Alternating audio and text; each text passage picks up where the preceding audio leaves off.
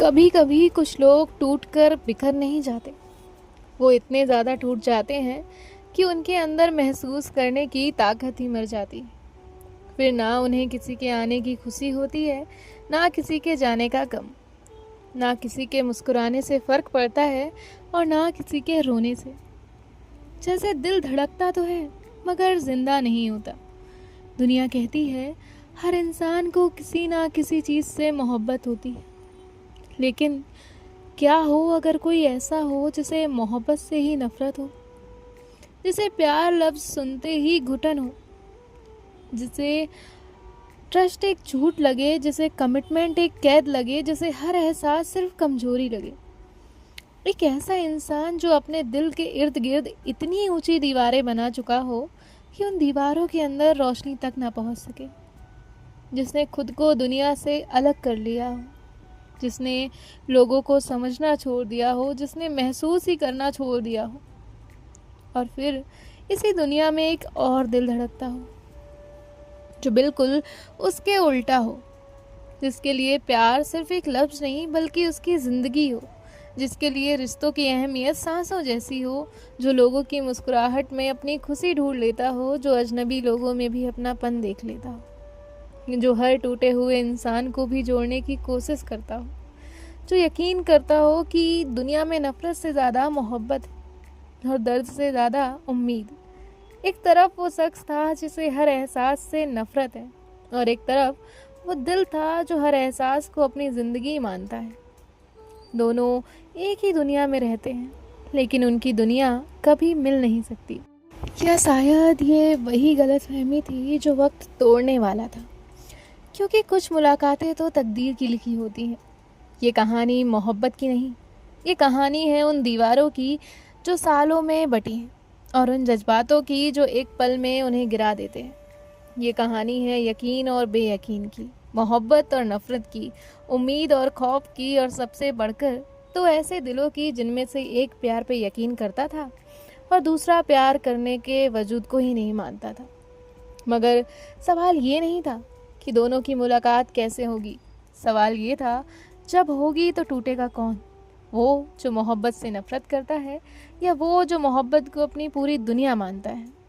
और अगर मोहब्बत इतनी ताकतवर है तो क्या एक पत्थर बन चुके दिल को फिर से धड़कना सिखा पाएगी, या उसे समझ आ जाएगा वो जिसे पत्थर दिल समझ रही है उसके अंदर दिल ही नहीं है। इस बार नफरत जीतेगी या मोहब्बत खुद हार जाएगी। आइए आगे सुनते हैं। रात के 2 बजे थे।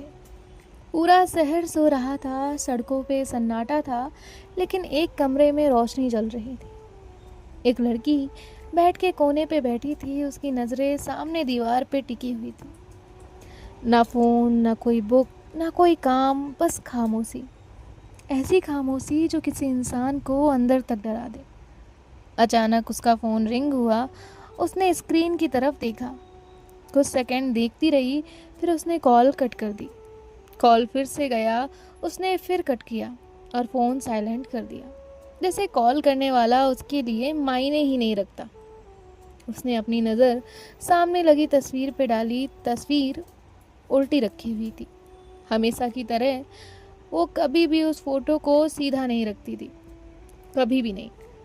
उसने अपनी नज़रें हटा ली और खिड़की के पास गई, पर्दा हटाया। नीचे शहर की रोशनी चमक रही थी। हजारों लोग, हजारों घर, हजारों कहानियाँ, लेकिन उनमें से कोई भी उसका अपना नहीं था।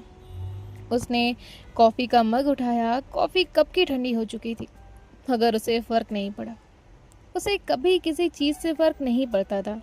और अगर शायद उसे कोई पूछता कि उसकी ज़िंदगी में सबसे ज़रूरी क्या है, तो शायद वो कहती कि खुद को किसी से दूर रखना या सबसे दूर रहना। उसने अपने फ़ोन को देखा, जिसमें एक मैसेज था उसकी फ्रेंड का। दुनिया में एक वही इंसान थी जिसे शहर इग्नोर नहीं करती थी। मैसेज था, सोई नहीं अभी तक। शहर ने जवाब दिया, काम था। दूसरी तरफ से रिप्लाई आया, तुम कभी सच भी भूल लिया करो। उसने फ़ोन साइड रखा और फिर बाहर देखने लगी। हवा और तेज हो गई थी। आसमान में बिजली चमकी और लाइट चली गई। सहर रात भर खिड़की के पास बैठी रही। सुबह 8 बजे उसका फ़ोन रिंग हुआ। सहर ने स्क्रीन देखी। उसकी बेस्ट फ्रेंड का कॉल था, आसी का। शायद एक लौता इंसान जो बिना डरे उसे डांट सकता था। कॉल उठाते ही दूसरी तरफ से आवाज़ आई, जिंदा हो? सहर ने आंखें बंद की और कहा, सुबह सुबह क्या चाहिए? सामने वाले पर्सन ने कहा, तुम्हारा एटीट्यूड कम करना है। सहर ने कहा, इम्पॉसिबल। सामने से आवाज़ आई, तुम कभी नॉर्मल हो सकती हो? सहर ने कहा, नहीं। दोनों की ही दोस्ती बड़ी अजीब थी। एक जो 1 मिनट चुप नहीं रह सकती थी और दूसरी जो पूरा दिन बिना बोले निकाल सकती है। तभी आसी कहती है, जल्दी ऑफिस आओ। तो सहर कहती है, क्यों? आसी कहती है, क्योंकि काम है। सहर कहती है, किस तरह का? तो आसी कहती है, फ़ोन में नहीं बता सकती। तभी सहर कहती है, तो मत बताओ। तभी आसी कहती है, सहर। तो सहर कहती है, चिल्लाओ मत, आधे घंटे में आ जाऊंगी। सहर रेडी होती है और बाहर अपनी बाइक के सामने खड़ी थी। उसने अपनी बाइक स्टार्ट की और निकल गई ऑफिस के लिए। कुछ वक्त ड्राइव करने के बाद वो ऑफिस पहुंचती है। वो ऑफिस सहर और आसी का था। वो एक कंपनी थी जिसे सहर और आसी ने मिलकर बनाया था। आसी कंपनी का फेस थी, मीडिया, मीटिंग्स, आर्टिस्ट, इवेंट सब वही संभालती थी। और सहर वो कंपनी का दिमाग, numbers, investment, contract, business decisions, हर बड़ी चीज़ के पीछे उसका दिमाग होता था। लेकिन फिर भी वो लाइमलाइट से दूर रहती थी। इंडस्ट्री में बहुत लोग आसी को जानते थे, लेकिन कंपनी की एक दूसरी ओनर को सिर्फ कुछ ही लोग जानते थे। रिसेप्शन एरिया में जाते ही एम्प्लॉयज़ ने कहा, गुड मॉर्निंग मैम। सहर उनको बिना देखे आगे चली गई थी। नो फेस एक्सप्रेशन, सिर्फ एक खामोशी। वो लिफ्ट से सीधा टॉप फ्लोर पे गई। जाते से ही वो आसी के केबिन के अंदर गई। अंदर का मंजर देख के वो 1 सेकंड रुकी। पूरा केबिन उल्टा पड़ा था। फाइल्स टेबल पे बिखरी थी। 3 लोग लैपटॉप लेकर खड़े थे और बीच में आसी गुस्से में यहाँ से वहाँ घूम रही थी। उसने सहर को देखते ही कहा, तुम आ गई? सहर ने चेयर पर बैठते हुए कहा, अब बताओगी क्या हुआ है? आसी ने कहा, प्रॉब्लम हो गया है। आसी ने फाइल्स उसके सामने की और कहा, जो आर्टिस्ट हमारे साथ कॉन्ट्रैक्ट साइन करने वाला था वो मना कर चुका है। सहर ने फाइल देखी और फिर तुरंत बंद कर दी। आसी कहती है, आर्टिस्ट ने सिर्फ मना नहीं किया है, उसका पूरा ग्रुप कॉन्ट्रैक्ट तोड़ के चला गया है। उनकी एक म्यूजिक कंपनी थी। आसी ने परेशान होते हुए कहा, हमें सिर्फ एक आर्टिस्ट नहीं बल्कि पूरा ग्रुप चाहिए। तुम समझ रही हो सिचुएशन कितनी सीरियस है? सहर चेयर के पीछे टिक गई। उसने अपनी पॉकेट से एक सिगरेट निकाली और स्मोक करने लगी। सहर ने चुप्पी तोड़ते हुए कहा, जो लोग गए हैं क्या वो भगवान हैं? आसी ने तुरंत जवाब दिया, नहीं। तो सहर ने ठंडे लहजे में कहा, तो क्या प्रॉब्लम है? वो खिड़की के पास जाकर खड़ी हो गई। वो बोली, मुझे किसी के सामने झुकना नहीं आता, ना ही किसी को मनाना है। जो जाना चाहता है उसे जाने दो। उसने पीछे मुड़कर सबको देखा और कहा, पेपर में एड्स दो, सोशल मीडिया पर ऐड लगाओ, हर प्लेटफॉर्म, हर सिटी, हर म्यूजिक कम्युनिटी में एड्स दो, पोस्टर लगाओ। एक आर्टिस्ट नहीं, पूरा ग्रुप चाहिए मुझे, आज के आज, समझे? आज शाम तक मुझे आर्टिस्ट और उनके ग्रुप्स की लिस्ट चाहिए। एक ग्रुप गया है, मुझे इस कंपनी के सामने 100 ग्रुप चाहिए, समझे सब लोग? उसने वहाँ के एचआर से कहा, शाम तक ऑडिशन हॉल फुल होना चाहिए, बाकी मैं देख लूँगी। और वो वहाँ से चली गई। उसके जाते ही सभी लोग अपने अपने काम में लग गए। हर तरफ एक ही बात चल रही थी। वहीं शहर के दूसरे कोने में छोटे से घर में हंगामा मचा हुआ था। एक लड़का जोर से चिल्लाता है, प्रीत कहाँ हो? तभी आवाज़ आती है, मैं यहीं हूँ। और अगले ही पल एक लड़की सीढ़ियों से दौड़ती हुई नीचे आई। वो लड़की जो बेइंतहा खूबसूरत थी। अगर किसी ने कभी खुशी को इंसान के रूप में देखा होता तो शायद वो बिल्कुल प्रीत जैसी होती। हर वक्त हंसना, हर वक्त बातें करना और हर वक्त लोगों को मदद करना, जैसे उदासी उसकी डिक्शनरी में ही ना हो। फिर लेट हो गई, उसके दोस्त ने कहा। प्रीत ने टोस्ट खाते हुए कहा, लेट नहीं हुई हो, तुम लोग जल्दी आ गए हो। तभी उसका दोस्त कहता है, हम 1 घंटे से तेरा वेट कर रहे हैं। प्रीत अकेली नहीं थी, उसका एक छोटा सा म्यूजिक ग्रुप था। उसके सबसे करीबी दोस्त जो सालों से साथ में काम कर रहे थे, साथ ही स्ट्रगल कर रहे थे। उनके पास बड़े इंस्ट्रूमेंट्स नहीं थे, बड़ी पहचान नहीं थी, बड़े कनेक्शंस नहीं थे, लेकिन उनके पास एक चीज़ थी, एक दूसरे पे यकीन। और प्रीत का मानना था कि दुनिया की हर चीज़ की शुरुआत यकीन से होती है। तभी एक लड़की कहती है, गाइस ये चांस हम छोड़ नहीं सकते। तभी एक कहता है, क्या लगता है सिलेक्शन हो जाएगा? प्रीत ने तुरंत जवाब दिया, हाँ। तभी किसी ने कहा, तुम इतना कॉन्फिडेंस कहाँ से लाती हो प्रीत? तो प्रीत कहती है, कॉन्फिडेंस नहीं, उम्मीद है। जिसके बाद ये लोग निकल जाते हैं। दोपहर तक ऑडिशन हॉल के बाहर बड़ी ही लंबी लाइन लग चुकी थी। Hundreds of artist, hundreds of dreams लेकर वहाँ पर खड़े हुए थे। हर चेहरे पे अलग कहानी। प्रीत और उसका ग्रुप भी वहीं खड़ा था। प्रीत वहाँ किसी न किसी से बात कर रही थी, जैसे उसका नेचर था। वो हर किसी को मोटिवेट कर रही थी। और दूसरी तरफ बिल्डिंग के टॉप फ्लोर पर ग्लास वॉल के पीछे सहर खड़ी हुई थी, हाथ में कॉफ़ी का मग, चेहरे पे वही पुरानी खामोशी। नीचे ऑडिशन हॉल में जमा भीड़ को देखते हुए उसके लिए ये सब सिर्फ नंबर्स थे, एप्लीकेंट्स, प्रोफाइल्स, परफॉर्मर्स, बस और कुछ नहीं। कुछ देर ऑडिशन शुरू हो गए। एक के बाद एक ग्रुप्स अंदर जा रहे थे। कोई एवरेज, कोई वीक, कोई ओवर कॉन्फिडेंट और कोई सच में टैलेंटेड। शाम होने लगी थी, जजेस थक चुके थे, आसी भी परेशान हो चुकी थी। तभी अगला नाम अनाउंस हुआ, प्रीत एंड टीम। आसी ने फाइल साइड में रखी और स्टेज पे 5 लोग आए।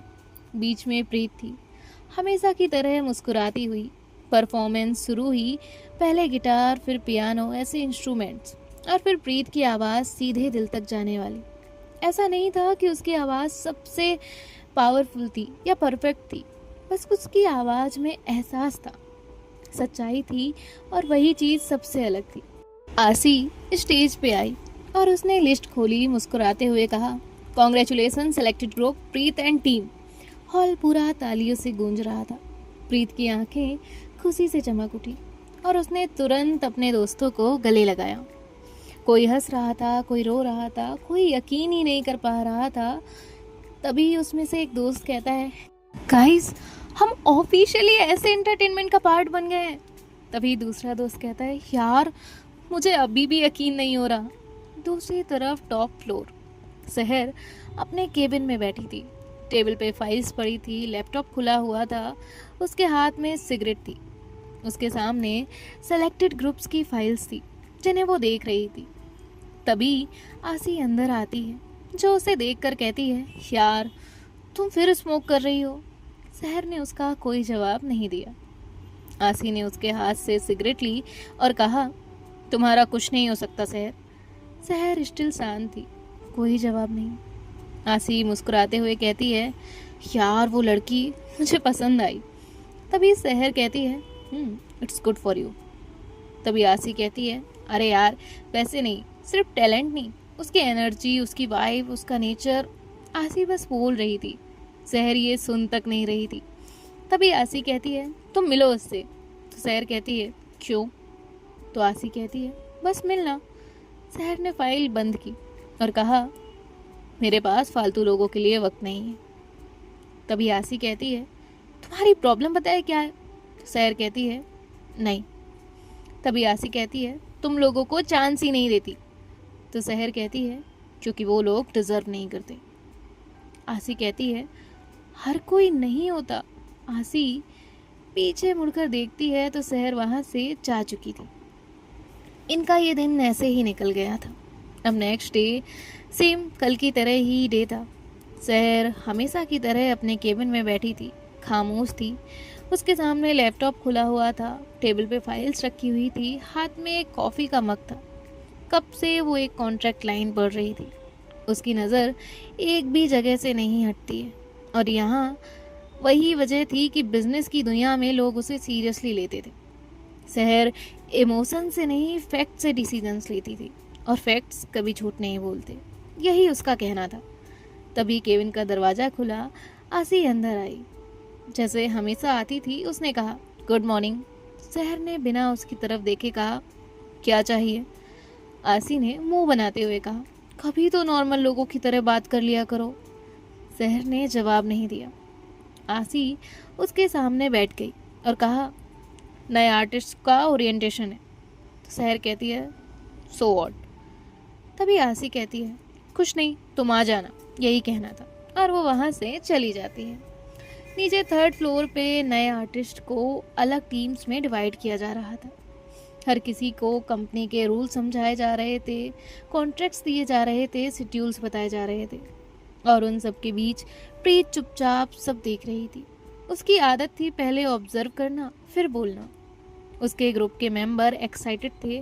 प्रीत की नज़र कंपनी एनवायरनमेंट पे थी। लोग कैसे काम कर रहे हैं, कौन कैसे बिहेव कर रहा है, किस चीज़ों को इम्पोर्टेंस दी जा रही है, ये सब कुछ वो वहाँ देख रही थी। तभी हॉल का दरवाज़ा खुलता है और आसी अंदर आती है। उसके आते ही पूरा हॉल खामोश हो गया। सबकी नज़रें उस पे टिक गई। आसी स्टेज पे गई और कहा, गुड मॉर्निंग एवरीवन। सबने एक साथ जवाब दिया, गुड मॉर्निंग मैम। आसी ने स्माइल करते हुए कहा, सबसे पहले कॉन्ग्रेचुलेसन, यहाँ तक पहुँचना बहुत बड़ी बात है। हज़ारों लोगों ने अप्लाई किया था, लेकिन आज यहाँ सिर्फ कुछ लोग बैठे हैं जो अपने टैलेंट की वजह से यहाँ पर मौजूद हैं। आसी कहती है, मैं जानती हूँ कि आप सब मुझे जानते हैं, लेकिन आज मैं आपको उस इंसान से मिलवाना चाहती हूँ जिसके बिना ये कंपनी यहाँ तक नहीं पहुँचती। सब लोग ध्यान से सुन रहे थे। आसी हंसते हुए कहती है, लोग अक्सर मुझे ऐसे हारमोनी का चेहरा कहते हैं, लेकिन हर कंपनी का एक दिमाग भी होता है, और हमारी कंपनी का दिमाग कोई और नहीं, शहर है। सब लोग दरवाजे की तरफ देखने लगे। प्रीत भी देख रही थी। हॉल के पीछे वाले दरवाजे खुले, एक लड़की अंदर आ रही थी। उसके आते ही माहौल बदल गया। कुछ लोग एकदम से सीधे होकर बैठ गए, कुछ एम्प्लॉयज़ ने नज़रें नीचे कर ली। प्रीत की नज़र उस पर टिक गई। ये पहली बार था जब उसने शहर को देखा था। आसी ने कहा, मीट द को ऑनर ऑफ ऐसे हारमोनी एंटरटेनमेंट, शहर। आसी ने माइक शहर की तरफ किया। हॉल में बैठे सब लोग इंस्पायरिंग स्पीच की उम्मीद कर रहे थे, या किसी मोटिवेशनल बात की, या फिर वेलकम स्पीच की। शहर ने माइक लिया और कहा, टैलेंट, यहाँ सिर्फ टैलेंट मैटर करता है। No connections, no sympathy, no excuses. कोई भी इंसान रिप्लेस हो सकता है, कोई भी। अगर आप यहाँ सपने लेकर आए हैं तो गलत जगह आए हैं, क्योंकि यहाँ सपने नहीं, मेहनत काम आती है। प्रूव योर सेल्फ, बाकी सब खुद मिल जाएगा। इतना कहकर वो तुरंत वहाँ से चली गई। अब यहाँ बैठे जो लोग थे वो आपस में बातें कर रहे थे। किसी ने उसे एडमायर किया, किसी ने उसे देख के घबराहट महसूस की, और कुछ लोग उसके बारे में कुछ गलत बातें कर रहे थे। लगता है बहुत स्ट्रिक्ट है। किसी ने बोला था ना कि कंपनी की सारी डील्स यही हैंडल करती हैं, इसलिए इनसे सब डरते हैं। क्या एटीट्यूड है यार। तभी कोई कहता है, अगर सुन लिया ना तो पहले ही दिन बाहर जाना पड़ेगा। प्रीत चुप थी। उसने ना तो किसी की बात का जवाब दिया था, ना किसी कमेंट पर रिएक्ट किया था। उसकी नज़र सिर्फ शहर पे थी। बस जैसे ही वो वहाँ से कॉरिडोर में आई, बाहर खड़े एम्प्लॉयज़ तुरंत उसे गुड मॉर्निंग कहने लगे। शहर ने किसी का कोई जवाब नहीं दिया, सिर्फ हल्की नज़र उन पे डाली और आगे बढ़ गई। ये उसकी आदत थी। वो अननेसेसरली फॉर्मेलिटीज़ में यकीन नहीं करती थी। लिफ्ट के सामने पहुंचते हुए उसकी एक असिस्टेंट भागते हुए वहां आई। मैम। शहर रुक गई। असिस्टेंट ने उसे एक फ़ाइल दी। शहर ने फ़ाइल ली तो पेज देखे और वो फ़ाइल उसे वापस देते हुए कहा, मिस्टेक्स के लिए मेरे पास कोई जगह नहीं है। इतना कहकर वो वहाँ से चली गई। अब नीचे हॉल में ओरिएंटेशन ख़त्म हो गया था। आसी सबसे कहती है, अब प्रैक्टिकल ट्रेनिंग शुरू होगी। हर ग्रुप को एक अलग मेंटोर दिया जाएगा। प्रैक्टिस रूम अलॉट होंगे। कंपनी के रूल्स आपको मेल कर दिए जाएंगे। और वहाँ पर एक एम्प्लॉयज़ सबको उनके आईडी कार्ड देने लगता है। तभी एक पर्सन कहता है, प्रीत एंड टीम, आप लोग मेरे साथ आइए। उन्हें बिल्डिंग के म्यूजिक विंग में ले जाया गया। एक के बाद एक बड़े recording studios, dance hall, practice room. Group के सब मेंबर हैरान थे। एक लड़का धीरे से बोला, यार हम सच में यहाँ काम करेंगे? प्रीत ने आसपास देखते हुए धीरे से कहा, सिर्फ काम नहीं, सीखेंगे भी। तभी वहाँ की एचआर कहती है, आप सबको एक ज़रूरी बात शेयर करना रह गई है। जो आर्टिस्ट इस सिटी से बिलोंग करते हैं उनके लिए डेली रिपोर्टिंग शेड्यूल मेल कर दिया जाएगा, लेकिन जो आर्टिस्ट बाहर सिटी से आए हैं कंपनी ने उनका स्टे का अरेंजमेंट पहले से ही कर दिया है। ये सुनते ही सब लोग एक दूसरे को देखने लगे। एचआर कहती है, ऐसे हारमनी का अपना एक आर्टिस्ट रेजिडेंसी कैंपस है, वहाँ फुली फर्निश्ड कॉटेजेस अवेलेबल हैं। आप सब अपने कॉन्ट्रैक्ट पीरियड के दौरान बिना किसी रेंट के वहाँ रह सकते हैं। तभी एक लड़का कहता है, सच में? Free accommodation? क्या सबको अलग अलग रूम्स मिलेंगे? तो एचआर ने स्माइल करते हुए कहा, इंडिविजुअल नहीं, हर म्यूज़िक ग्रुप के लिए एक सेपरेट कॉटेज अलॉट किया जाएगा ताकि प्रैक्टिस, रिहर्सल्स और रिकॉर्डिंग्स आसानी से हो सके। प्रीत के ग्रुप ने एक दूसरे को देखा और वहाँ एक लड़की ने कहा, यार हमने तो ये सोचा भी नहीं था। दूसरा बोला, कम से कम पीजी का ढूंढने का टेंशन ही खत्म हो जाएगा। प्रीत कहती है, अच्छा है ना, साथ रहेंगे तो प्रैक्टिस भी आसान होगी। अब काफ़ी टाइम निकल जाता है और फिर कंपनी की जो म्यूज़िक बस थी वो इन सबको लेकर निकल जाती है। वहाँ पे बड़ा सा गेट बना हुआ था और गेट के बीचों बीच सिल्वर लेटर्स में लिखा हुआ था, ऐसे हारमनी आर्टिस्ट रेजिडेंसी। गेट खुलते ही बस अंदर चली गई। अंदर का नज़ारा किसी रिजॉर्ट से कम नहीं था। सब लोग वहाँ के नज़ारे को देखकर हैरान थे। तभी प्रीत की नज़र खिड़की से बाहर गई। रेसिडेंसी के बिल्कुल साइड में एक और रास्ता जा रहा था। उस रास्ते के आखिर में बहुत बड़ा सा बंगलो था। वो किसी मेंशन से कम नहीं था और गेट की सिक्योरिटी एकदम हाई थी। तभी एक लड़का कहता है, यार ये घर है या होटल? तभी दूसरा कहता है, लगता है किसी बहुत बड़े बिजनेसमैन का होगा। तभी एचआर ने लिस्ट पढ़ना शुरू की। Group 4 cottage number 2, group 6 cottage number 5, Preet and team cottage number 1। Staff ने कीज एंड कार्ड उनके हाथ में दिए। प्रीत ने स्माइल करते हुए उन्हें थैंक यू कहा। और हम मिलते हैं आपसे नेक्स्ट पार्ट में। और thank you so much and I am very grateful कि आपने फर्स्ट पार्ट सुना। और मुझे कमेंट करना मत भूलिएगा, मुझे ज़रूर बताइएगा कि आपको कहानी का फर्स्ट पार्ट कैसा लगा। उस हिसाब से मुझे नेक्स्ट पार्ट भी तो आपको सुनाना है। सो मिलते हैं नेक्स्ट पार्ट में। अलविदा, bye bye, take care, Radhe Radhe.